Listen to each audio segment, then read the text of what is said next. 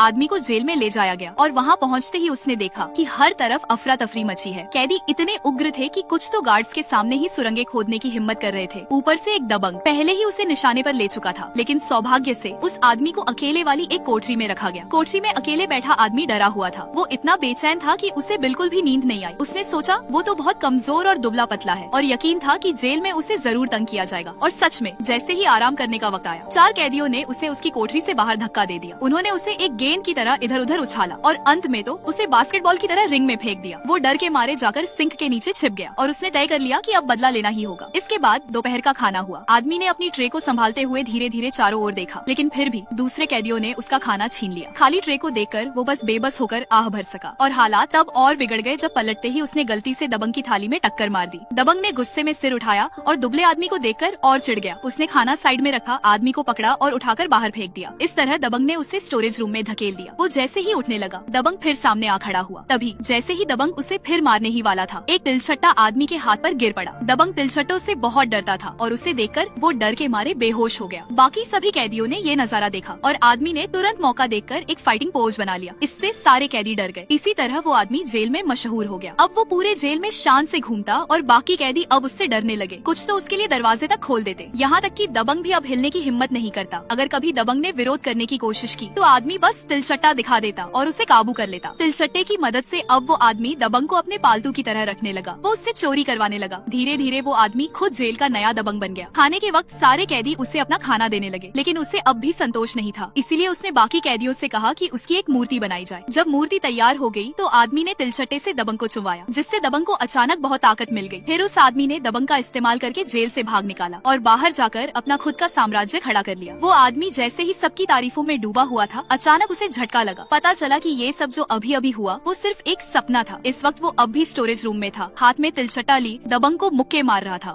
यह छोटा लड़का दिखावे में बहुत होशियार था। माँ बाप के सामने वो बहुत आज्ञाकारी और शरीफ बन जाता, लेकिन जैसे ही माँ बाप बाहर जाते वो एकदम शैतान बन जाता। उसने गुलेल उठाई और उसे हथियार बना लिया। फिर पिंजरे में बैठे तोते पर ताबड़तोड़ हमला कर दिया। तोता डर गया और पिंजरा तोड़कर बाहर आ गया। वो पूरे कमरे में इधर उधर उड़ता रहा। आखिरकार वो मेज पर रखी फूलदानी में जा छिपा। लड़के की गुलेल सीधी फूलदानी पर लगी और वो टूट गई। माँ वापस आई और टूटी हुई फूलदानी देखी, वहीं बेहोश हो गई। जैसे ही उसने माँ बाप को देखा, लड़का तुरंत शिकायत करने लगा। उसने कहा, आपके जाते ही तोते ने पिंजरा खोला और भाग गया। उसने मेरे स्नैक्स चुरा लिए और मुझे कमरे में दौड़ा दौड़ा कर डराया। मैं डर के मारे टेबल के नीचे छिप गया और जब वो मुझे पकड़ने आया तब उसने फूलदानी गिरा दी। माँ ने टूटी फूलदानी उठाई। तोता वहीं नीचे बैठा था। माँ इतनी गुस्से में थी कि उसने तोते को पकड़कर घर से बाहर निकाला और जंगल में जानवरों के बीच छोड़ आए। अगले दिन माँ बाप को थोड़ा काम था और उन्हें फिर बाहर जाना पड़ा। जैसे ही वो निकले, लड़के ने हाथ में पकड़ी किताब फाड़ दी। उसने पन्नों को मोड़ा और कागज की हवाई जहाज बना बनाकर उड़ाने लगा। शुक्र है छोटा पीला कुत्ता उसे पकड़कर वापस लाने लगा। उसने जल्दी जल्दी पन्नों को सीधा किया और किताब में लगाना शुरू कर दिया, लेकिन तब तक लड़के ने और हवाई जहाज बना डाले। इधर कुत्ता किताब ठीक कर रहा था, उधर लड़का बुक शेल्फ गिरा रहा था। पूरा कमरा कागजी जहाजों से भर गया और कुत्ता संभाल ही नहीं पा रहा था। तभी लड़का मजे में था कि माँ बाप अचानक लौट आए। पापा ने अपनी प्यारी किताबें फटी हुई देखी और वहीं बेहोश हो गए। लड़के ने फौरन सारी जिम्मेदारी कुत्ते पर डाल दी। संयोग से उस समय कुत्ता किताब जोड़ ही रहा था, तो उसे भी कसूरवार समझ लिया गया और उसे भी तोते के साथ रहने के लिए जंगल में छोड़ दिया गया। अगले दिन माँ बाप को ओपेरा हाउस जाना था और लड़का फिर अकेला घर पर रह गया। उसने नल खोल दिया और पूरा घर नदी जैसा बना दिया। बिल्ली ने बाथरूम में नल खुला देखा और वहाँ दौड़ कर गई। लड़का लिविंग रूम में डाइविंग खेल रहा था। माँ बाप वापस आए तो पूरा घर पानी में डूबा मिला। उन्होंने लड़के को पकड़ा और पूछा, ये सब किसने किया? लड़के ने सीधा उंगली उस बिल्ली की तरफ की जो बाथरूम में नल बंद कर रही थी। इस तरह बिल्ली को भी दोषी मानकर जंगल में भेज दिया गया। उसी दिन माँ बाप को एक दोस्त के घर जाना था और लड़का फिर अकेला रह गया। वो तुरंत फिर से शैतान बन गया। उसने माँ की लिपस्टिक निकाली और खुद को आदिमानव की तरह रंग दिया। फिर घर की सारी माचिसें सोफे पर बिखेर दी और एक छोटी सी आग जलाई। फिर पिता की तरह पाइप पकड़कर शराब का बड़ा जग निकाला और छकने की कोशिश की, पर शराब बहुत तेज निकली। वो पूरे घर में जग लेकर दौड़ने लगा। गिरे हुए शराब ने आग को और भड़का दिया। माँ बाप लौटे तो घर को जलता देख डर के मारे बेहोश हो गए। दोनों ने एक साथ पूछा, ये किसने किया? लड़के ने इधर उधर देखा पर घर में उसके अलावा कोई नहीं था। इस तरह लड़के को भी अंधेरे जंगल में भेज दिया गया और पहले से भेजे गए बिल्ली, कुत्ते और तोते को वापस घर लाया गया। जब लड़के ने देखा कि माँ बाप उसे छोड़कर जा रहे हैं तो वो डर गया। इसके बाद वो कभी शरारती नहीं बना। उसने जानवरों के साथ मिलजुल कर रहना सीखा और एक सच्चा अच्छा बच्चा बन गया।